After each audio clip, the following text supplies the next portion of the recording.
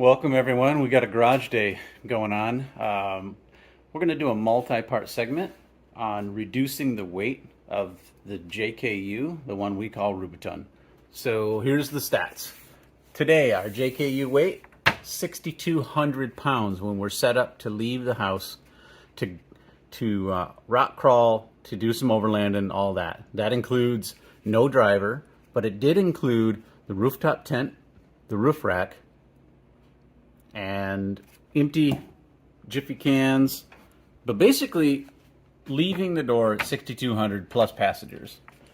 What we're doing is we want to get down well below 6,000. First thing we did, we threw the farm jack out, 30 pounds. Next step, we're replacing the rear bumper, which is going to net us 85 pounds.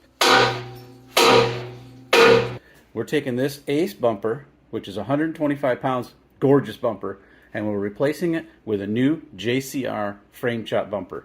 The bumper is a lot lighter, and I get to take 15 pounds out of the frame with a frame chop. And what you'll see is when we're doing this, I actually need those frame pieces to do a repair on Silver Shorty, the two-door JK. Next up, roof rack and rooftop tent. 215 pound weight savings. You can see there is no longer a rooftop rack up here. And what we did in order to have sleeping is we moved to a deep sleep Jeep mattress that is formed to go right here in the back. So far, I love it. Last piece that we're going to do in this particular round of weight loss, front bumper. We're going to save 40 pounds. We are getting rid of, again, a gorgeous Ace bumper with a fantastic Warren 9.5 CTI. Again, the great news, this bumper is going to go on Shorty, and we got our friends at Next Venture Motorsports to send us the frame chop integrated hidden winch bumper plate that goes on the front. You've seen it on Light Bright if you watch those guys. That's going to save us a bunch of weight. We're going to get rid of all this up front here for clearance or approach angle. And the last thing I didn't say is, even though I said I'm frame chalking back here, we're going to get rid of all of this all the way to here, back here, with the new JCR frame chop.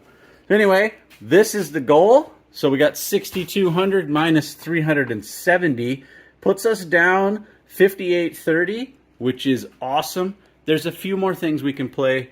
I was going to change the rooftop, the hard top to a soft top. I figured I had 100 pounds I can save there. But you know what? I went out on the web and I went out on the Trail Recon Facebook groups and I went to the JKU Facebook groups and I asked everyone if they would change out their hard top for a soft top, and resoundingly everyone said don't do it. I'll save it as an option, but for now we're going to keep that hard top because everyone who had a vote said absolutely keep it. So today we're going to get this bumper off. We're going to start marking up this frame and we're going to see what this looks like. So stay with us. We're going to get this rear bumper off because we're going to save 85 pounds doing it. Okay, I wanted to give a measurement from the outside of the tines right now to this body line. This bumper is 13 inches out. We're going to measure when we get the new one on and see what the difference is. Okay folks, so we're going to prep this back bumper, get it off. Looks like we're going to be taking off this big bolt here. I'm guessing these bolts here. And then there's some that come through here on the back. Looks like there's 1, 2, 3, 4 of those. 2 down here that hold that on. And then I hope this bumper is going to slide off. I didn't put this bumper on, so we're kind of guessing a little bit of how it comes off. So I'm going to pull some bolts off and I'll be right back. Well, as with everything, you start tearing stuff apart and yeah, rusted bolts and dirt in your face. And I gotta tell you, these big bolts on the side, I don't know, you can't even see. There's this one. There's another one tucked in there. Look at this. Like, it's impossible to get in there with any socket. So I got the one on the other side out. I got this one loose, but I had to break out the 24 mil box end. Of course, I don't have a ratcheting spanner that big. So these, man, I'll tell you what, whoever put those in, a little bit more of a man than I am because they're tight.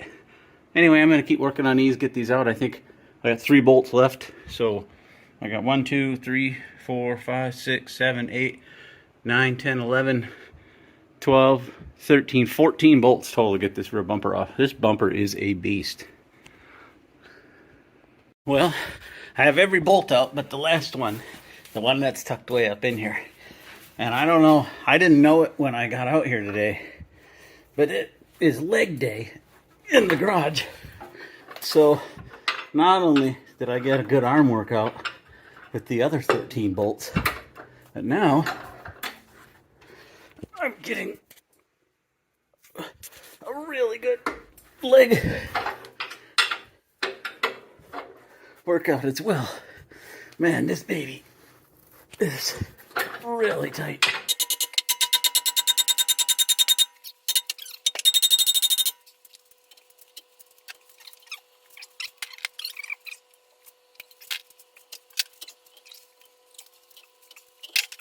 So that about sums up how the whole thing's come off. All right, so this bumper is awesome, heavy duty. My God, it's going to be awesome on that short Jeep. Now what we got to do is we're going to cut this cross member off the back of the Jeep, and that's the piece that we're actually going to put on the two-door JK to fix a rot spot right here. And then we're going to cut this frame off basically right here on both sides. And this is the new JCR super small bumper that's going in its place. So I'm going to get this thing out of the way. We're going to get this area cleaned up with some stuff. I'm going to get it marked up. I'll show you once I get the lines for cutting marked. And then, man, I can't wait to show you guys that final new measurement of how far the bumper sticks out. Remember, from the tip of the tow hook to the body line on here was 13 inches. And I think, man, I don't know, we're going to be so much farther in than that. I'm hoping we're at least 6 inches farther in. We'll see what happens.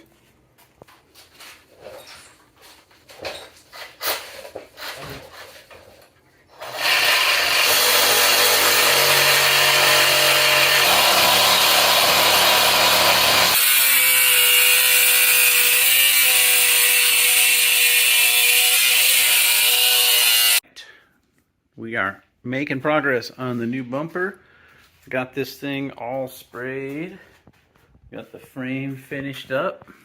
Got the holes drilled in the bottom. Got the inserts in. And I painted the bottom of the body black, so it's going to blend in and disappear with the bumper, I hope. I'll give you a thing. I ended up running this Raptor epoxy primer for the primer coat on the bumper. Now I'm going to mix up some Raptor bed liner. I'm going to tint it black because I've got the tintable kind, and we're going to shoot it through the Spectrum gun to get ourselves a medium to heavy finish on there. While I'm at it, these are the bumpers that came off this Jeep that are going on the two-door JK. I've got these cleaned up, sanded up, ready to go. A little bit of primer on them. I'm going to shoot those as well. So stay tuned. We're going to do some painting. All right, well, we got our parts all set up, prepped, and ready for paint. And now we're mixing the bed liner. So this is the raw Raptor liner with the colorant because I had tintable Raptor liner. And then we got to put in our hardener. And we'll probably end up with some thinner to make sure it comes out of the gun right. So I'm going to mix this up. I always forget what size bucket I need, so we're going to switch over to a bigger bucket here. Get this thing mixed up. Get it in a disposable cup from our new paint gun and start shooting these things. So let me get this mixed up and we'll set this up so you can see. Alright, well, we got our stuff set up in the gun, and we actually did a little spray in here off camera. You can see how this is looking. This is a camo smoke black. I was trying to get it so that it wasn't going to be super shiny. I didn't want any metal flake necessarily in it. And so you can see I'm also working to get just a little bit of texture out of this bed liner so that these look like they've got a tiny bit of texture. And you can see, I think it's working. Oh, right there, yeah, you can see, I think it's working really well, actually. One bottle of this, a bottle of color, a bottle of hardener, and 3 to 4 ounces of thinner made me 2 full cups plus just this little bit of dregs in the bottom. So I've had 2 of these, which for what I'm spraying here, I've already got 2 coats on that bumper. 1 coat there, 1 coat there, 1 coat there. I'm going to go ahead, set the phone down, do a little spraying, and see if I can get my second coat across everything, and then we'll have just a little bit left if we need to do some touch-ups.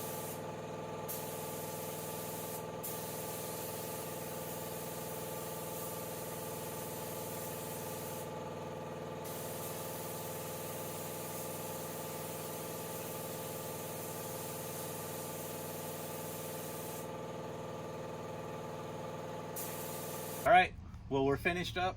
We got the bumper installed. Looks fantastic with the paint line we did, I think, below the green to kind of blend it in. Bumper went on super good. The L brackets and everything that JCR provides just drilled those holes in the bottom of the frame, which of course weren't that much fun, but once they were drilled, thumbs up. I love the way it looks. Couldn't be happier with the design. Now we're in search of some 3x3 cubes, and we'll call this back bumper done. Yeah. Yeah, we had 13 inches, I think, before, and now we're down to about 9? 9-ish, somewhere in there. Pretty cool. It's crazy because let's take a walk into the garage. So, just for comparison, this is the bumper I took off. It's now on the 2-door JK, and this thing just, I mean, it looks like you've got a porch back here compared to that new JCR. Pretty much. I'm super excited about that new bumper and the departure angle that I'm going to gain from it. Seeing it back to back is pretty crazy. Yeah, looking at like, the other one and then looking at this one. It's just nuts, the difference. And I would say that's a pretty standard JK rear bumper style, you know? Yeah. I mean, without a frame chop, that's a pretty standard bumper. Right. So, anyway, that's a wrap. Thanks for watching.